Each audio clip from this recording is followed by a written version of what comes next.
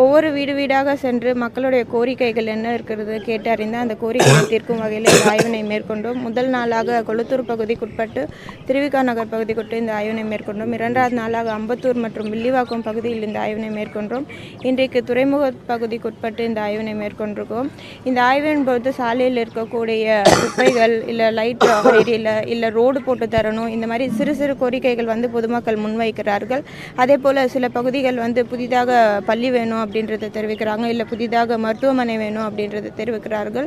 சிறு சிறு பணிகள் என்றால் அதை உடனே அந்த துறையை சார்ந்த அதிகாரியிடம் தெரிவித்து அதுக்கான தீர்வினை ஒரே நாளில் காண்கிறோம். பெரிய ப்ராஜெக்டாக இருந்தால் அதற்கான எஸ்டிமேட்டை தயாரித்து வரக்கூடிய நாட்களில் நிதி ஒதுக்கீடு செய்து அந்த பணிகள் மேற்கொள்ளும் வகையில் இந்த ஆய்வினை மேற்கொள்கிறோம். பொதுமக்களும் இந்த ஆய்வின் பொழுது அவங்களுடைய பல்வேறு கோரிக்கைகளை முன்வைக்கிறதுனால இந்த ஆய்வு மிகவும் பயனுள்ளதாக இருக்கிறது.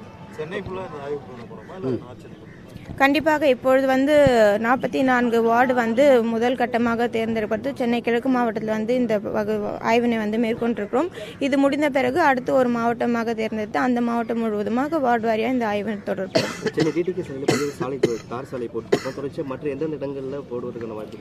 சென்னை பொறுத்தவரையிலும் சாலை பணிகள் மேற்கொள்ளப்பட்டிருந்தது. மழை காரணமாக நவம்பர் டிசம்பர் மாதம் இந்த சாலை பணிகள் ஒத்திவைக்கப்பட்டிருந்தது.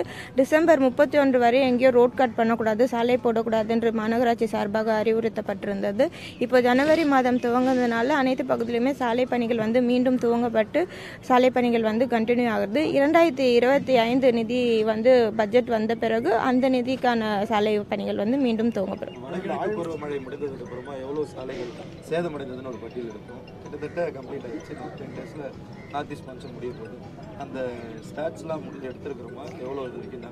சாலைகள் தொடர்ந்து ஃபுல் ரோட் ஒர்க் பண்ண வேண்டிய சாலைகள் கணக்கெடுப்பு எடுக்கப்பட்டிருக்கிறது. பேட்ச் ஒர்க் தான் அதிக கம்ப்ளைண்ட் ரைஸ் ஆகிருந்தது இந்த மழை காலங்களில்.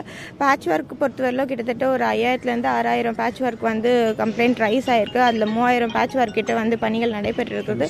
மீதமுள்ள பணிகளும் வரக்கூடிய நாட்களில் கண்டிப்பாக நிறைவேற்றப்படும். மெட்ரோ பணிகளால் ஏற்பட்ட அந்த சாலை பாதிப்பு அவங்க தரப்புல தான் சரி பண்ணுவாங்க, இல்லை மாநகராட்சி? இல்லை, மெட்ரோ துறை சார்ந்து 2 வகையில் இருக்குது. ஒன்று ஃபஸ்ட்டு நம்ம பெர்மிட் வாங்கிட்டு பண்ணுவோம், அழைத்தார் இணைக்கும் இருக்குது. ஸோ சிலது மெட்ரோ துறை சார்ந்தவர்களே அந்த பணிகள் நிறைவேற்றுவார், சிலர் மாநகராட்சி சார்பாக நிறைவேற்றுவார். பொதுமக்கள் அதிகபட்சமான கோரிக்கைகள் டெப்ரிஸ் ரிமூவல் சொல்லியிருக்காங்க, குப்பை அகற்றுமாறு தெரிவித்திருக்காங்க. இப்போ நம்ம கெனாலுக்கு உட்பட்ட பகுதினால இங்கே அதிக குப்பைகள் சேரக்கூடிய சூழல் இருக்கிறதுனால குப்பைகள் அகற்றும் பண்ணி தெரிவித்திருக்காங்க. சில பேர் ஸ்ட்ரீட் லைட்டு 1 or 2 ஏரியில் அப்படின்ற பட்சத்தில் அது சரி செய்யுமாறு செய்திருக்காங்க. இந்த மாதிரி சிறு சிறு குறைகள் மட்டும்தான் தெரிவித்திருக்கிறாங்க. ஒரு சில பகுதிகளில் நேற்று அம்பத்தூர் பகுதி ஆய்வினை மேற்கொண்டோம். அந்த பகுதிகளில் புதிதாக மருத்துவமனை வேணும் அப்படின்றத தெரிவித்திருந்தாங்க. ஸோ வரக்கூடிய நிதியாண்டில் அதற்கான நடவடிக்கைகள் எடுக்கப்படும். கடந்த கால ஆட்சியை நீங்கள் உற்று நோக்கி பார்த்தால் அதிகாரிகளை, உள்ளாட்சி பிரதிநிதிகளை, சட்டமன்ற உறுப்பினர்களை, நாடாளுமன்ற உறுப்பினர்களை, ஏன் அந்த மாவட்ட அமைச்சர்கள் கூட குறை சொல்வதற்காக அவருடைய தேவைகளுக்காக அலைந்து திரிந்து மக்கள் அழுத்து போன காலங்கள் உண்டு.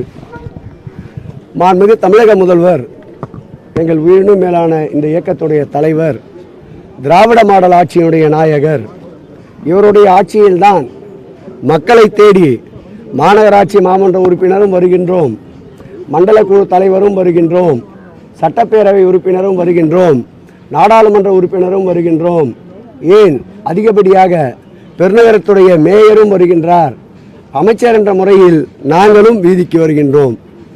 இந்த பணி தொடர்ந்து எங்கள் எல்லைக்குட்பட்ட அனைத்து சட்டமன்ற தொகுதிகளிலும் இந்த பணிகளை மேற்கொள்ள மாண்புமிகு தமிழக முதல்வர்கள் வகுத்து தந்திருக்கின்றார்கள். இந்த பணியினுடைய நோக்கம் தூய்மையான பகுதி, குப்பை இல்லாத நகரம், பாதுகாக்கப்பட்ட குடிநீர், சீரான கழிவுநீர் செல்வதற்குண்டான சூழல், உடற்பயிற்சிக்கு தேவையான பூங்காக்கள், மக்களுடைய வாழ்வாதாரத்தை பேணி காக்கின்ற ஆரம்ப சுகாதார நிலையங்கள், எரிகின்ற மின்சார விளக்குகள், தடையில்லா மின்சாரம், இவைகளை மையப்படுத்தித்தான் இந்த மக்களுடைய குறைகள் கேட்கின்ற நிகழ்ச்சியை தொடங்கி இருக்கின்றோம்.